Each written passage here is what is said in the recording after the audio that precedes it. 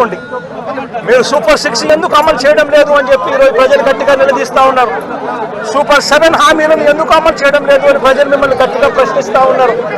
ఇలాంటి ప్రశ్నించే సమయంలో ప్రజల గొంతు వినపడకూడదు అని చెప్పి రాష్ట్ర వ్యాప్తంగా రెడ్ బుక్ పాలన మీరు సాగిస్తూ వైఎస్ఆర్సీపీకి సంబంధించిన వాళ్ళు లేదా మీ సూపర్ 6ను మీ సూపర్ 7ను ఎందుకు అమలు చేయడం లేదు అని చెప్పి అడుగుతా ఉన్న ప్రజలను మీరు దయా దాక్షిణ్యం లేకుండా ఈ రకంగా ప్రతి చోట కూడా పోలీసులను ఉపయోగించుకుంటూ ఎమ్మెల్యేలందరినీ కూడా హింసను ప్రోత్సహించండి అని చెప్పి వాళ్ళందరినీ కూడా ఉసగొలుపుతూ రాష్ట్ర వ్యాప్తంగా కూడా మీరు చేస్తూ ఉన్న ఈ దౌర్జన్య కాండ త్వరలోనే ప్రజలు చూస్తూ ఉన్నారు, దేవుడు చూస్తూ ఉన్నాడు. ఖచ్చితంగా మీకు బుద్ధి చెప్పే పరిస్థితి త్వరలోనే వస్తుందని చెప్పి ఈ సందర్భంగా చంద్రబాబు నాయుడు గారికి గట్టిగా మందలిస్తూ చెప్తా ఉన్నా. అదే మాదిరిగా ఇంకొక విషయం కూడా చెప్తా ఉన్నా. అదే విధంగా ఇంకో విషయం కూడా చెప్తా ఉన్నా. ఇదే చంద్రబాబు నాయుడు గారికి చెప్తా ఉన్నా, ఇదే పోలీసులకు చెప్తా ఉన్నా. పోలీసులు ఎవరైతే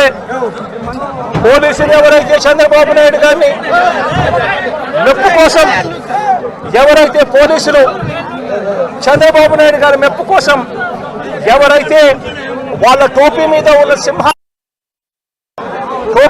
ఉన్న సింహాలకు సెల్యూట్ చేయకుండా చంద్రబాబు నాయుడు గారికి వాచ్మెన్ల కింద పనిచేస్తా ఉన్న ఆ ప్రతి పోలీస్ అధికారికి చెప్తా ఉన్నా, ఎల్లకాలం చంద్రబాబు నాయుడు గారి పరిపాలన సాగదు.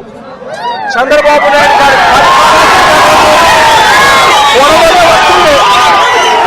ప్రతి పోలీస్ అధికారికి కూడా చెప్తా ఉన్నా, మీ బట్టలు ఆడిస్తామని చెప్పి ప్రతి పోలీస్ అధికారికి